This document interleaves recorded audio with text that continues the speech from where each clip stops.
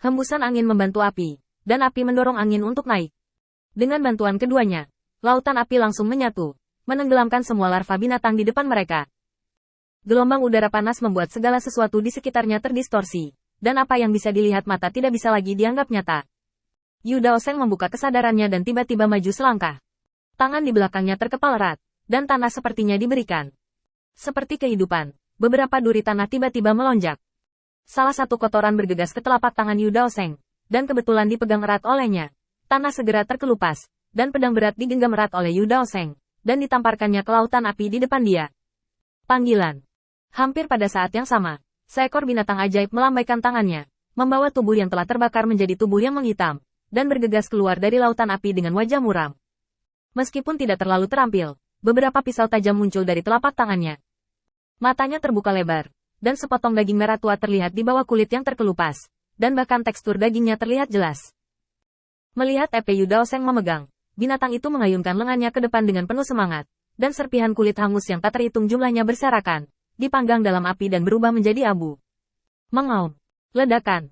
Yu Daoseng menghancurkan kepala binatang buas itu dengan pedang, dan pada saat yang sama menghindari cakar tajam yang dikeluarkan dari telapak tangan binatang itu.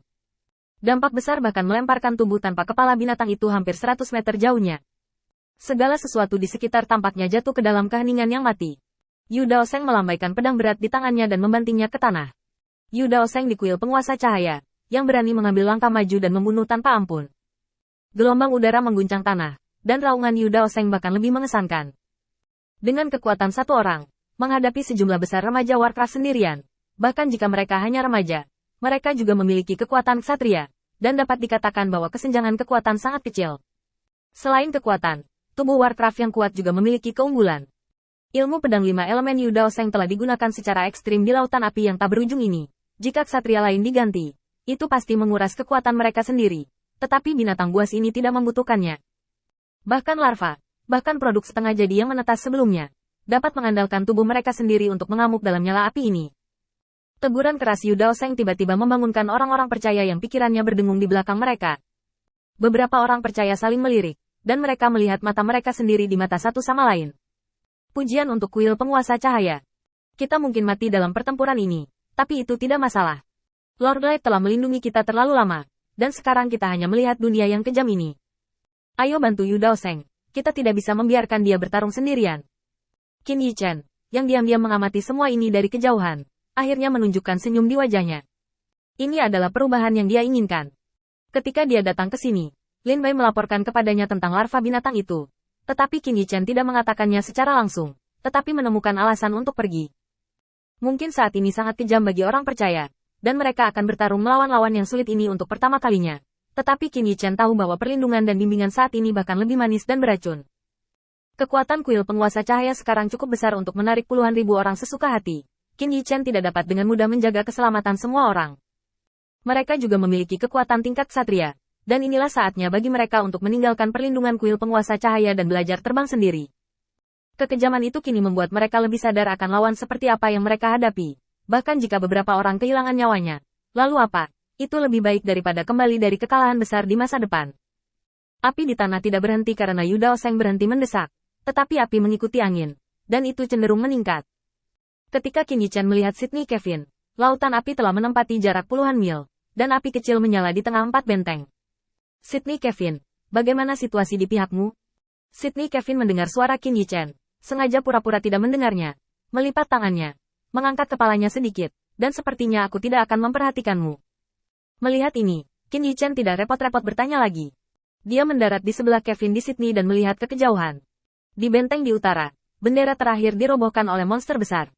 Bendera ini jatuh, dan diperkirakan benteng itu benar-benar hilang. Qin Yichen meraba-raba dagunya. Matanya menyapu ke sini, dan alisnya berkerut. Semuanya biasa saja, ini hanya bisa dianggap sebagai penggiling daging. Sydney Kevin melihat kembali ke Qin Yichen, dan pada saat itu, matanya agak rumit. Qin Yichen memandang Sydney Kevin dengan curiga dan mengerutkan kening.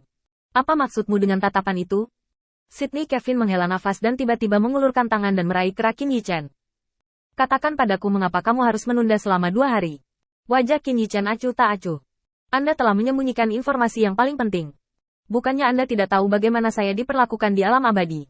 Mengapa saya harus mempertaruhkan hidup saya untuk Mahkamah Agung? Mendengar penjelasan Qin Yichen, tangan yang menulis kerak Qin Yichen menjadi semakin keras, dan ada suara berderak di persendian. Sydney Kevin menekan amarahnya, dan dia tidak bisa menerima alasan seperti itu. Ketika mereka membuang kepala dan darah mereka untuk dunia abadi, masih ada orang yang sangat peduli. Sebelum Qin Yichen bisa berbicara lagi, dia melihat sekilas asap hitam yang berkedip di mata Sydney Kevin, mengulurkan tangannya, dan membuka kelopak mata Sydney Kevin. Anda. Sebelum Qin Yichen bisa berbicara, raungan menyapu benteng yang sudah diduduki di kejauhan, dan di dalam debu, orang masih bisa mendengar raungan dan teriakan para dewa sebelum mereka meledakkan tubuh mereka. Penghancuran diri tingkat satria, dikombinasikan dengan serangan balik bersama dari beberapa utusan ilahi. Binatang yang baru saja menginjak bendera terakhir jatuh ke tanah dengan keras. Di bawah premis bahwa kekuatannya serupa, jumlah orang adalah keunggulan absolut. Saat debu hilang, bendera lain dikibarkan lagi di benteng. Memutar kepalanya, Qin Yichen memandang Sydney Kevin, yang matanya merah. Pada saat ini, Qin Yichen akhirnya mengerti mengapa Sydney Kevin sangat marah. Bawahannya menggunakan hidup mereka sendiri untuk membeli mereka 2 hari harapan serangan balik ini dibeli oleh bawahan Sydney Kevin dengan nyawanya sendiri. Qin Yichen mengulurkan tangan dan memegang tangan Sydney Kevin. Berapa ribu orang yang kamu bawa yang tersisa? Senyum masam muncul di wajah Sydney Kevin, dan dia melepaskannya. Ada 3.000 yang tersisa. Kamu bisa menertawakanku sebanyak yang kamu mau. Aku biasa-biasa saja. Qin Yichen sedikit mengernyit. Kamu tidak berencana untuk kembali hidup-hidup. Sydney Kevin mengambil napas dalam-dalam dan melihat ke kejauhan dengan mata serius. Ada terlalu banyak utusan ilahi yang dimakamkan di sini. Mengapa kamu ingin kembali? Kita semua datang ke sini dengan tekad yang sama. Ngomong-ngomong, aku juga menyembunyikan sepotong informasi. Sekarang saatnya untuk memberitahumu.